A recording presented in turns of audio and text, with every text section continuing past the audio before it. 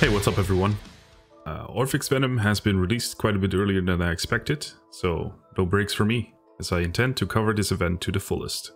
So yeah, if you don't know me yet, hi, my name is Swag, and I make random videos on Warframe. If you liked the video, hit that thumbs up button and subscribe for more random bullshittery. I'm trying to reach 200 subs till end of the year, so if you feel compelled to do so, thank you. Alright, Orphix Venom. An explanation and a tiny sprinkle of lore. If you're only interested in the actual how-to and gameplay, feel free to skip ahead. I'll have timecodes in the description for easier navigation. So initially, the Orphix version of the sentient race was able to shut down anything more sophisticated or let's say advanced than them.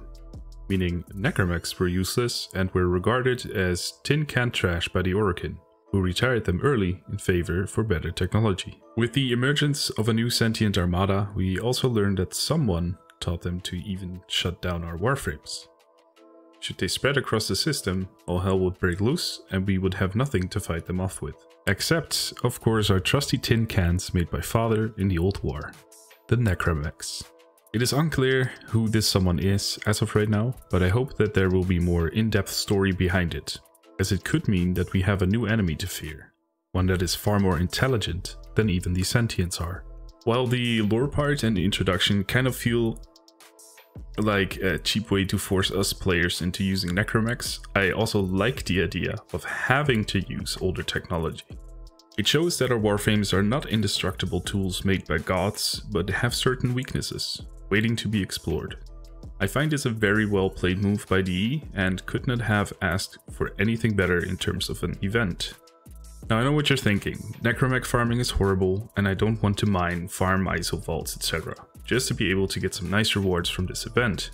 Well, worry not. The ones who planned and fleshed out this event thought further than their noses are long and scattered idle necromechs across the maps that we'll be playing. I said it before and I'll say it again, hats off to whoever thought about this and went through the effort to implement it. I hope Digital Extremes continues on this path, exploring some more interesting ways to get us either out of our warframes or create enemies who are able to stand up to our giant space bully suits. So how does the operation work? What do we need to do? First off, I'd recommend going to Father on Deimos and look at the rewards and requirements for said rewards. There are a lot of really nice things to get there, so it's useful to know what you want first. Number 1, Lavos and a signature shotgun. This is basically a given. Who doesn't want to play around with the new warframe? For the full setup, you'll need 9000 phasic cells, which sounds like a lot, but it's actually quite simple to get. However, the parts for the Cedo and for Lavos also drop from rotation B and C in the endurance missions. So if you're powerful enough or have a good team, I'd suggest doing that, just to obtain Lavos and his trusty fireworks shoddy. You can also obtain about every arcane from the Scarlet Spear event, so those are always worth it. They have different prices, so I won't go over every single one of them. But Arcane Energize should be 800 phasic cells per piece, making it a steal. Yeah, very nice. Wow, it's very nice. So, talking about rotations, the rotations work as follow. Every 3 Orphix skills, the rotation rotates and is set up as your standard AABC rotation.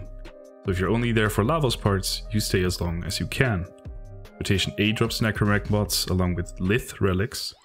Rotation B drops the Cedo blueprints along with Meso relics.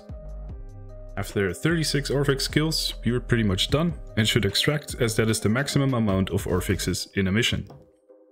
Done with all the boring drop table bullshit and stuff, let's get to the actual mission itself.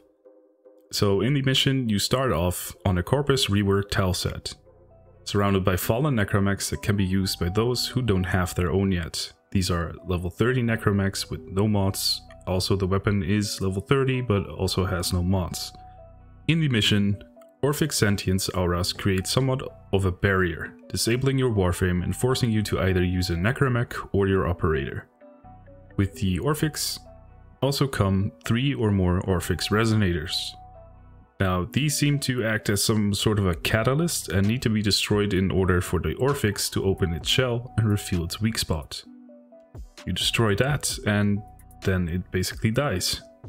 We have 2 phases of this, so one at 100% health, one at 50% health. And after killing it, the Orphix will grant phasic cells and grant you mission points. For the normal mission points, that is 100 points and scaling. For the endurance mission, it starts at 200 points and scales as well. This event isn't super complicated. It's basically it.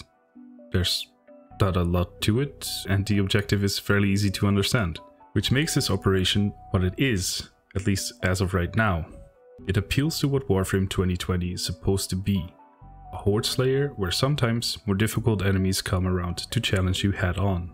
In my opinion, it feels like DE embraces this new direction Warframe is taking and tries to make the best of it. At least with the event so far. Don't get your hopes all warmed up, you never know.